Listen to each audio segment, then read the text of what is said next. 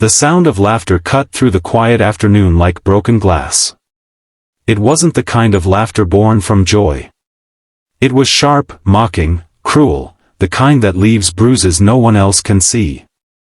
In the middle of a sunlit park where families picnicked and children chased kites, a woman in a wheelchair sat frozen, her hands trembling as three well-dressed teenagers circled her like predators. Her golden-brown dog lay on the grass beside her, tail wagging nervously, unaware that innocence can sometimes invite cruelty. Before we begin, if you believe in kindness, in second chances, and in standing up for those who cannot stand for themselves, take a moment to like this video, share it with someone who needs hope, and subscribe to the channel. Your support helps stories like this reach hearts that may need them the most. Her name was Elena Harper. Just 3 years earlier, she had been a marathon runner, a high school art teacher, and the kind of person who never missed a sunrise. A drunk driver changed all of that in a single night. The accident shattered her spine and rewrote her future. The doctors said she was lucky to be alive. Some days, she didn't feel lucky at all. But she had Max. Max was a Belgian Malinois rescue she had adopted during her rehabilitation. He wasn't just a pet, he was her anchor. He fetched dropped items, pulled her wheelchair over uneven ground, and nudged her awake when nightmares clawed their way into her sleep. More than that, he reminded her that loyalty still existed in a world that had spun violently out of control. That afternoon, Elena had decided to be brave. She had dressed carefully, braided her hair the way she used to before races, and wheeled herself into Greenridge Park. The air smelled of fresh-cut grass and summer hope. For the first time in weeks, she felt almost normal. Then the boys arrived. They were the kind of teenagers everyone recognized in town: designer sneakers, expensive watches, loud confidence.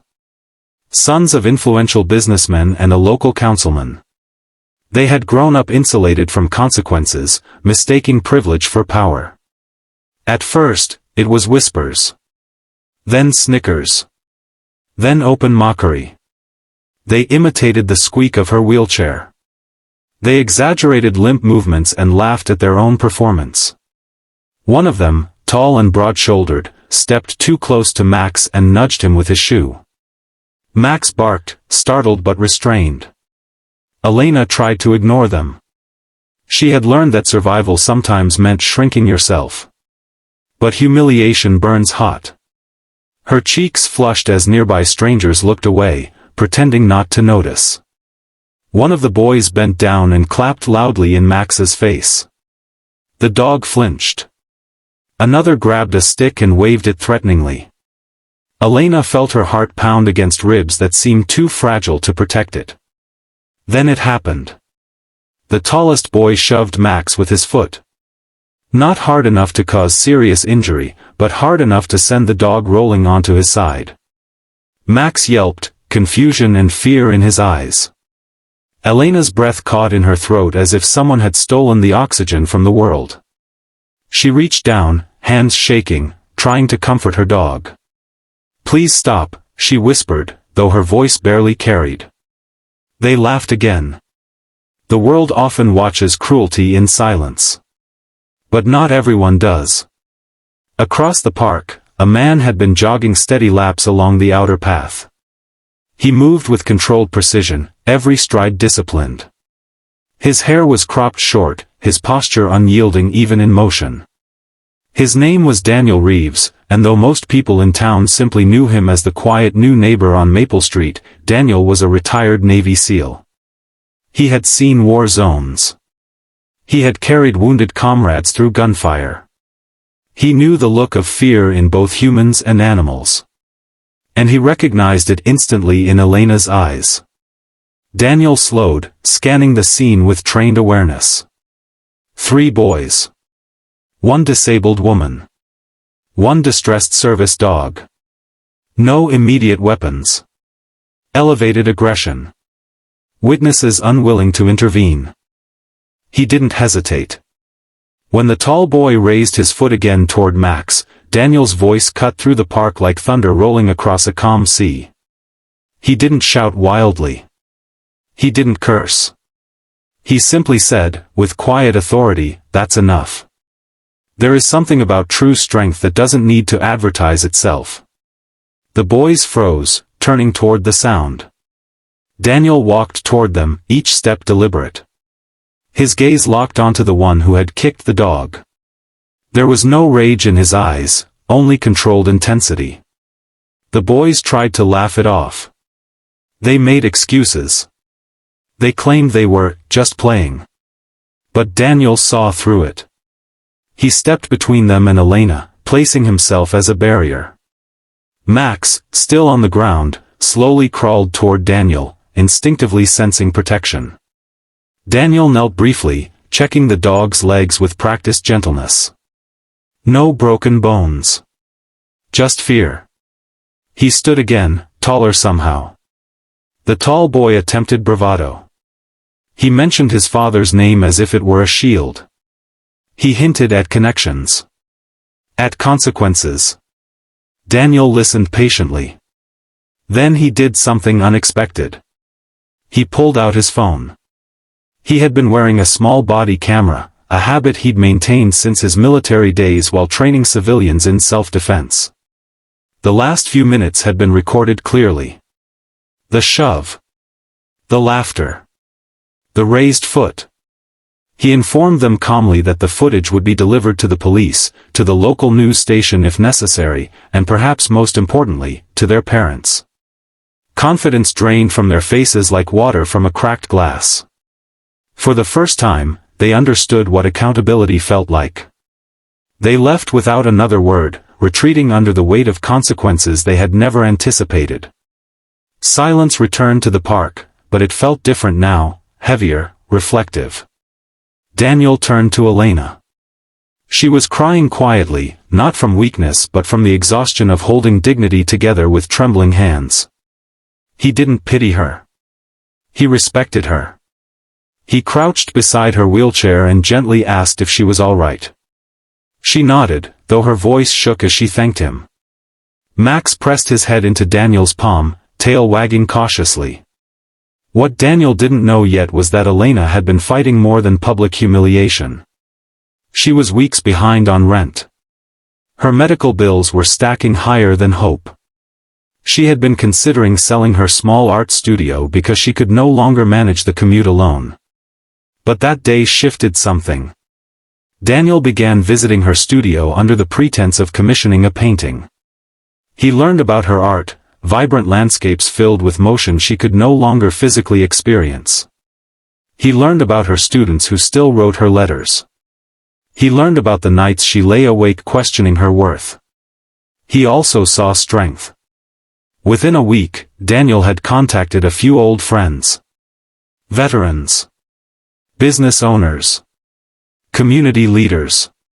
He shared the video privately, not to shame the boys, but to spark awareness. The story spread. But something unexpected happened next. The father of the tallest boy showed up at Elena's studio one evening. He had seen the footage. He had seen his son's cruelty stripped of excuses. Shame had carved new lines into his face. He apologized, not the hollow kind offered for appearance's sake, but the kind born from genuine reckoning. He explained that he had been absent, consumed by work, mistaking financial provision for fatherhood. Days later, the three boys returned to the park. This time, they approached Elena differently. No laughter. No swagger. Just uneasy silence and lowered eyes. They apologized. Not perfectly. Not eloquently. But sincerely. Daniel stood at a distance, observing. Redemption, he believed, required space to grow.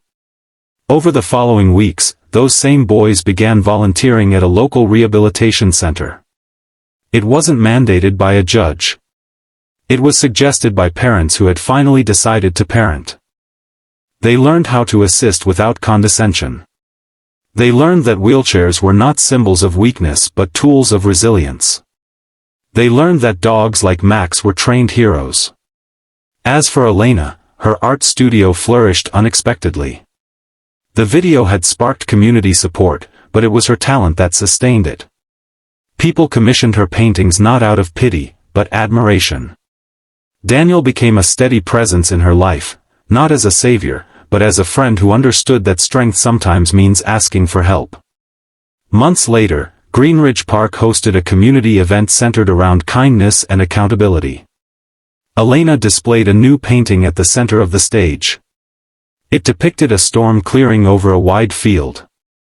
In the foreground stood a woman in a wheelchair, her dog at her side. Behind her, a shadowed figure stood watch, not overpowering, just present. At the bottom corner of the canvas, she had written a single word, courage. As applause filled the park, Elena looked out at the crowd. She saw the boys helping set up chairs. She saw their parents speaking honestly with neighbors. She saw Daniel standing quietly beneath a tree, arms crossed, offering a small nod. She realized something profound.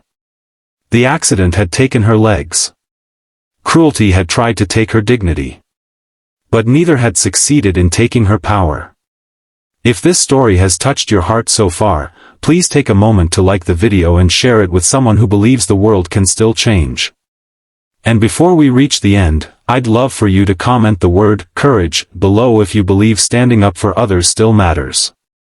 Because here's the truth, strength isn't measured by who you can overpower. It's measured by who you choose to protect. On a quiet evening nearly a year after that painful afternoon, Elena wheeled herself once again into Greenridge Park. Max trotted beside her, stronger than ever. The sun dipped low, painting the sky in gold and crimson. Daniel jogged past, offering a casual wave. Children played nearby. Laughter filled the air again, but this time, it was different. It was kind. Elena paused near the spot where humiliation once threatened to break her spirit. She closed her eyes, feeling the breeze brush her face. She no longer saw herself as the woman in the wheelchair. She saw herself as the woman who endured. The woman who forgave. The woman who created beauty from pain. And in that moment, surrounded by a community that had chosen accountability over arrogance and compassion over silence, she understood that sometimes heroes don't just save the day. Sometimes, they remind us who we can become. If this story moved you even a little, please engage with this video, like, comment, and share it so that more people are reminded that kindness still wins. Your support spreads messages that the world desperately needs. Because somewhere right now, someone feels alone, humiliated, or powerless. And maybe, just maybe, this story will help them believe that help can arrive in steady footsteps, that courage can bloom in broken places, and that even the smallest act of standing up can change an entire community. Kindness is never weakness. And courage, once awakened, echoes far beyond the moment it first stands tall.